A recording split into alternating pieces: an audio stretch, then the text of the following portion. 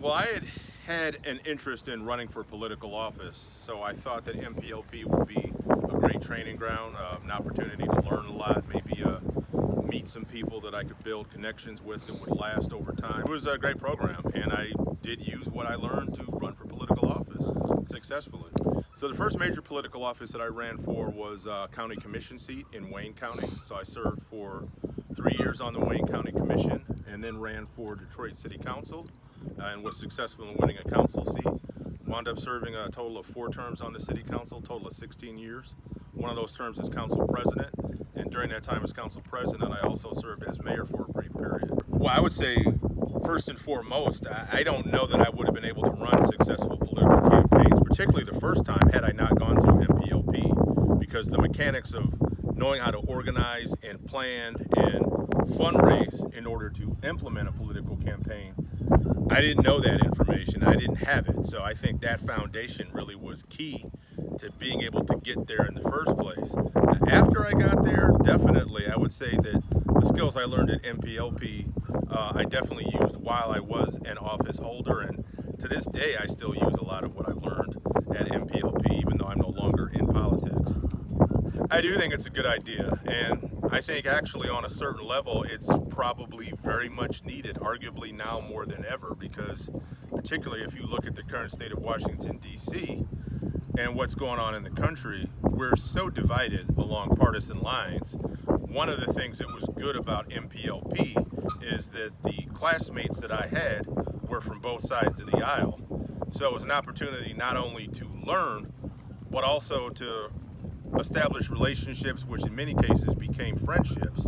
I mean, I've got friends who are Republicans, some of whom went on to political office, and I still consider them to be friends to this day.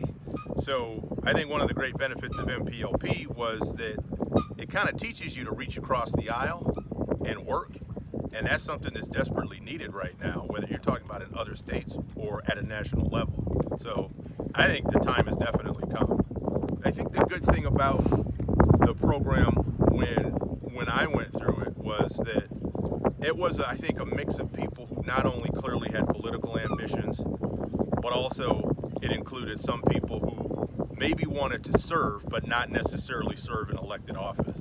So maybe their goal or their vision, or maybe in some cases they were already doing it, they were people who maybe served as appointed officials in governments at different levels.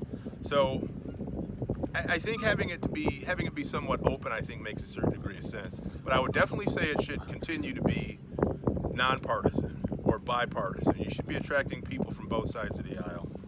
I think it still would have been good, but I think there's something that would have been lost. And I think the thing that would have been lost is what I said earlier about knowing how to work across the aisle and being able to establish relationships with people who maybe hold a different party membership card than you.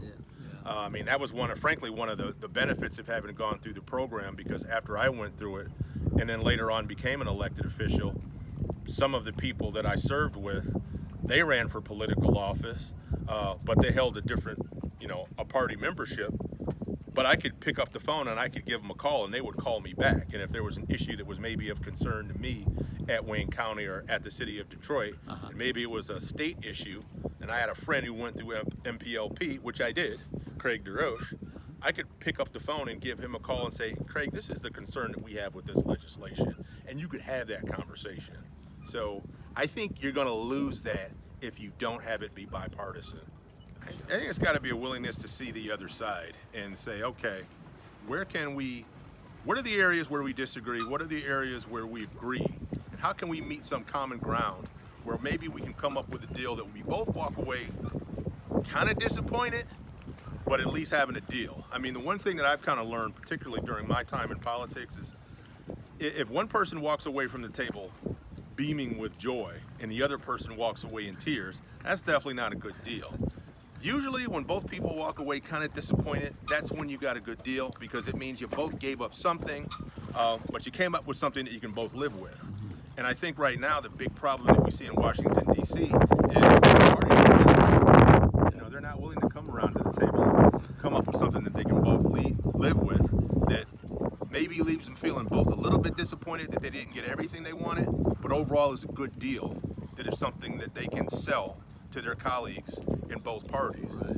And then they go back to their constituents and they sell that as, yeah, I'm fighting for you. We didn't get anything, nothing's happening, but I'm fighting for you. And I think the voters are waking up. That's not, you can't do that anymore. I mean, they want to see progress.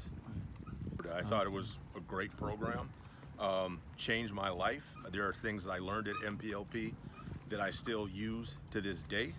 And certainly the program continues to operate here in Michigan, but I definitely think if the question is, can and should this perhaps be replicated in other parts of the country, or could you maybe take some sort of nationwide program that takes elements of MPLP and implements them in order to have a broader impact? I think the answer to that question is yes, absolutely.